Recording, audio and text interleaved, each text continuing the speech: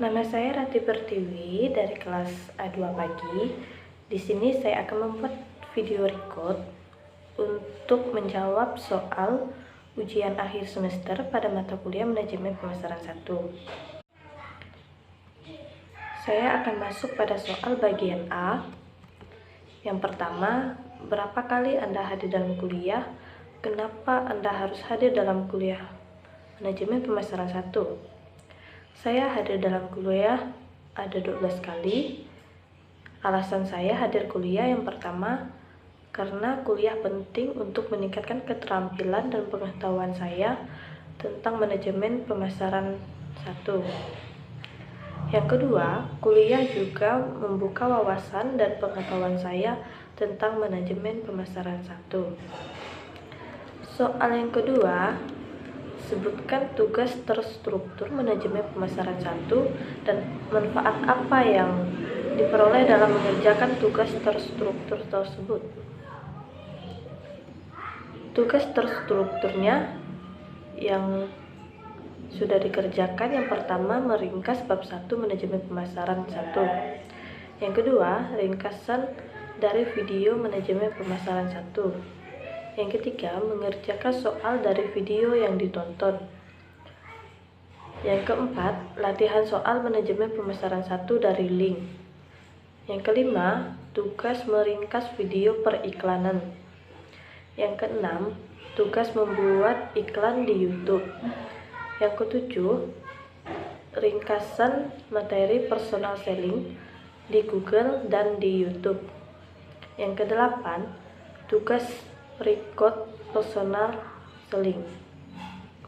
Manfaat yang saya peroleh yaitu supaya saya bisa memahami pengertian manajemen pemasaran 1 dan tujuan manajemen pemasaran 1 serta mengetahui manfaat manajemen pemasaran 1, karena di dalam jurusan manajemen ini dalam ekonomi bisnis sangat penting bagi saya untuk mempelajari manajemen pemasaran 1 ini agar saya tahu dasar-dasar dari inti manajemen pemasaran 1.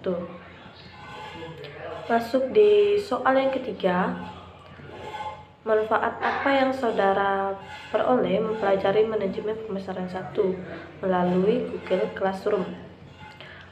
Manfaatnya, di sini saya dapat mempelajari manajemen pemasaran 1 sebagai pengarah proses pencapaian tujuan, dan ini akan berguna untuk mencapai tujuan yang diinginkan.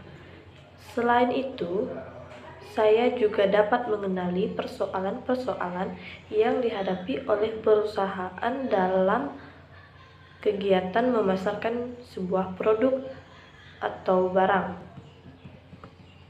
Serta belajar manajemen pemasaran 1 ini melalui Google Classroom menangani tugas administratif dengan lebih efisien lagi, belajar dimanapun, kapanpun, dan di perangkat apapun. Pengelolaan pembelajaran terbaik dan gratis, dan lebih banyak waktu untuk masukan yang lebih bermakna. Masuk di soal bagian B. Soal yang pertama, jelaskan syarat teks iklan jika ditinjau dari isi. Syarat teks iklan yang pertama, isi iklan harus jelas. Yang kedua, isi iklan disarankan singkat, jujur, menarik perhatian, objektif, dan tidak menyinggung salah satu pihak. Yang ketiga, bahasa yang digunakan dalam iklan harus memiliki arti yang baik, mudah diingat, dan mudah dipahami oleh masyarakat luas. Soal yang kedua, jelaskan syarat teks iklan jika ditinjau dari bahasa. Beberapa syarat iklan sebagai berikut. Yang pertama, bahasa yang digunakan dalam iklan harus memiliki arti yang baik, mudah diingat, dan mudah dipahami oleh masyarakat luas. Yang kedua, bisa menggunakan kata konotasi namun mengandung makna yang baik, berisi informasi yang jelas dan padat. Soal yang ketiga, Tujuan iklan. Tujuan iklan secara umum yaitu iklan memiliki tujuan. Yang pertama, sebagai media untuk membujuk, mendorong, atau mengarahkan ke khalayak untuk mengakui kebenaran pesan dari iklan dan secara maksimal mengarahkan khalayak untuk mengkonsumsi baik produk maupun jasa yang ditawarkan dalam iklan tersebut. Soal yang keempat, jenis-jenis iklan berdasarkan isinya. Yang pertama, iklan yang biasa kita jumpai adalah iklan penawaran atau iklan niaga. Yang kedua, iklan pelayanan masyarakat. Yang ketiga, iklan ini biasanya berasal dari instansi atau lembaga. Yang keempat, iklan pengumuman atau pemberitahuan. Yang kelima, iklan permintaan. Yang keenam, iklan permintaan sering dianggap sebagai iklan lowongan kerja. Yang ketujuh, iklan pengumuman. Iklan ini bertujuan untuk menarik masyarakat tertentu saja. Soal yang kelima, sebutkan jenis-jenis iklan berdasarkan media. Yang pertama, iklan baris. Iklan ini dibuat dan dipasang menggunakan teknik cetak. Wujudnya iklan ini dapat ditemukan di koran, majalah, baleho, poster, stiker, dan lain sebagainya. Yang kedua, iklan media elektronik. Iklan ini menggunakan media elektronik seperti televisi, radio, film, dan lain-lain. Yang ketiga, iklan film. Iklan film wujudnya produk film atau sinema. Jenis iklan ini tampil sebelum film utama diputar atau dirilis. Yang keempat, iklan media digital atau dari internet. Dalam iklan digital interaktif dibagi lagi menjadi beberapa kelompok, antara lain WhatsApp, banner, dan tombol, sponsorship, dan email advertising. Yang kelima, iklan luar ruang. Iklan yang termasuk dalam kategori ini adalah iklan yang medianya mencakup audiens yang berada di luar rumah. Iklan ini muncul dan berpisah dari iklan media cetak. Lalu perkembangannya yang dramatis. Jenis iklan ini antara lain display, iklan transit, dan mobile billboard. Masuk di soal yang keenam, sebutkan jenis-jenis iklan berdasarkan tujuannya. Berdasarkan tujuannya, secara umum iklan dibagi menjadi yang pertama, commercial advertising, terdiri dari iklan strategis, yaitu iklan yang digunakan untuk membangun merek. Hal itu dilakukan dengan mengkomunikasikan nilai merek dan manfaat produk. Iklan taktis, yaitu iklan yang memiliki tujuan yang mendesak. Iklan ini dirancang untuk mendorong konsumen agar segera melakukan kontak dengan merek tertentu. Yang kedua, corporate advertising seringkali berbicara tentang nilai-nilai warisan perusahaan, komitmen perusahaan kepada pengawasan mutu, peluncuran merek dagang, atau logo publik. Yang ketiga, service advertising merupakan bagian dari kampanye sosial marketing yang bertujuan menjual gagasan atau ide untuk kepentingan atau pelayanan di masyarakat. Perusahaan yang baru atau mengkomunikasikan kepedulian perusahaan terhadap lingkungan sekitar. Soal yang ketujuh, coba Anda buat iklan tentang jurusan manajemen Fakultas Ekonomi UPB agar masyarakat, konsumen mau kuliah di jurusan manajemen Fakultas Ekonomi Universitas Pancabakti. Iklannya saya buat seperti ini, yang bertemakan info pendaftaran di Fakultas Ekonomi jurusan Manajemen Universitas Pancabakti.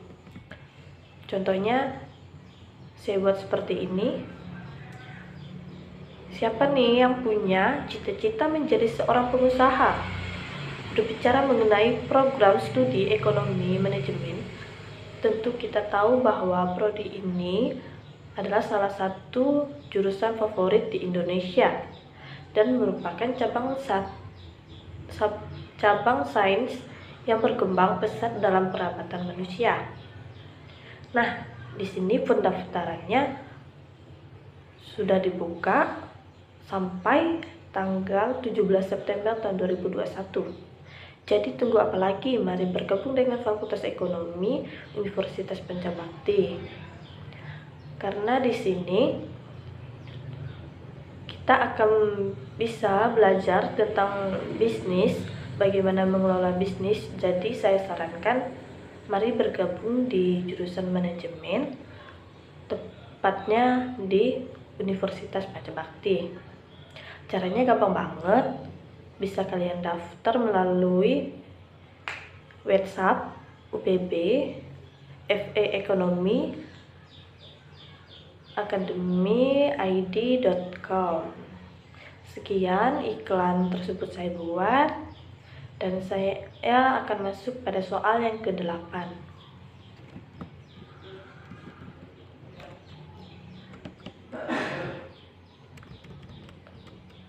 Soal yang ke-8, fungsi dari media promosi. Fungsi media promosi pemasaran yaitu yang pertama, fungsi pengenalan, yang dimana mengenalkan produk atau jasa dengan memberikan informasi dasar kepada konsumen. Yang kedua, fungsi penawaran, yang dimana menawarkan kepada konsumen agar dapat mengambil keputusan untuk membeli produk atau barang. Yang ketiga, fungsi penjagaan konsumen. Di sini menyediakan pelayanan untuk konsumen agar konsumen yang telah berlangganan tetap berlangganan seterusnya. Yang keempat, fungsi perbaikan. Di sini melakukan upaya perbaikan kesalahan yang telah dilakukan oleh perusahaan. Soal yang ke-9, berdasarkan macam media yang digunakan, maka periklanan dibedakan menjadi 1. Iklan media cetak, contohnya brosur. 2. Iklan elektronik, contohnya iklan di televisi dan di radio. Soal yang ke-10, apa yang dimaksud dengan personal selling? Personal selling dikenal sebagai penjualan tatap muka atau face-to-face selling, yang merupakan bagian dari kegiatan promosi, yaitu dengan cara untuk memperkenalkan dan menarik minat konsumen terhadap produk yang ditawarkan secara tatap muka. Soal yang ke-11, apa yang dimaksud dengan sales promosi? Sales promosi adalah salah satu tipe marketing yang biasanya digunakan untuk memperkenalkan produk baru, menghabiskan produk lama, dan tentu saja menaikkan angka penjualan. Perusahaan dan brand bisa memiliki peluang untuk kembali menarik perhatian konsumen-konsumennya dengan melakukan promosi. Soal yang ke-12, alat-alat yang digunakan dalam sales promosi.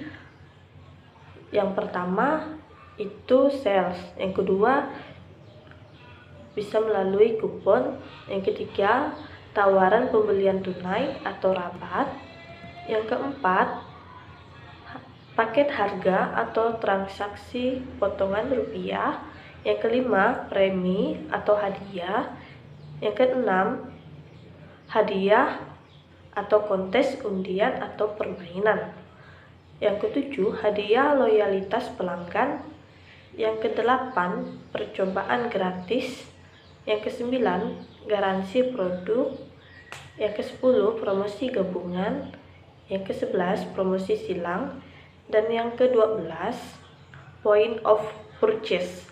atau pajangan dan demokrasi di tempat penjualan. Soal yang ke-13, apa yang maksud dengan publicity? Publicity yakni beberapa info yang mengenai barang atau perusahaan yang disebarluaskan ke orang-orang lewat cara dengan membuat cerita yang memiliki arti komersial atau berbentuk penyajian lain yang berbentuk positif. Baiklah, sekian video yang saya buat untuk memenuhi tugas akhir semester saya. Saya ucapkan terima kasih.